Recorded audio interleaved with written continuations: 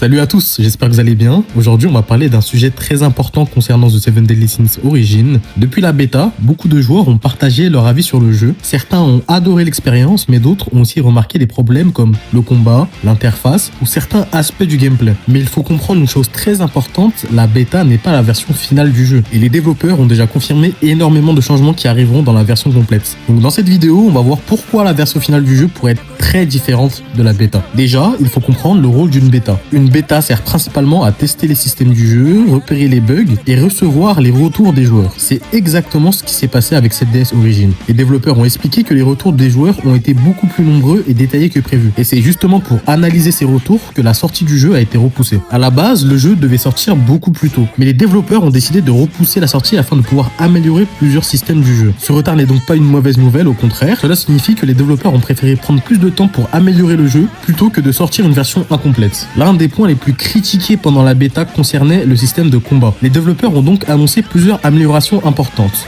Par exemple, une meilleure réactivité des contrôles, un rythme de combat amélioré et une meilleure fluidité des enchaînements de compétences. L'objectif est de rendre les combats plus dynamiques et plus intuitifs. Donc il est très possible que le système de combat soit très différent dans la version finale. Un autre retour qui a été mentionné dans les retours des joueurs concerne l'interface. Certains joueurs trouvaient que l'interface était difficile à lire ou peu pratique. Les développeurs ont donc annoncé plusieurs améliorations sur les UI et UX du jeu. Cela inclut une meilleure lisibilité, des menus plus clairs, une interface plus adaptée aux différentes plateformes. Les développeurs ont aussi annoncé des améliorations concernant l'exploration du monde. Par exemple, des nouvelles options de contrôle, des améliorations du déplacement ou un meilleur guidage pour les joueurs dans le monde ouvert, notamment avec des effets sur le vol des montures, un mode automatique pour atteindre directement les quêtes sans avoir à se déplacer soi-même, ou encore une meilleure visibilité des objets qui peuvent être collectés sur la map.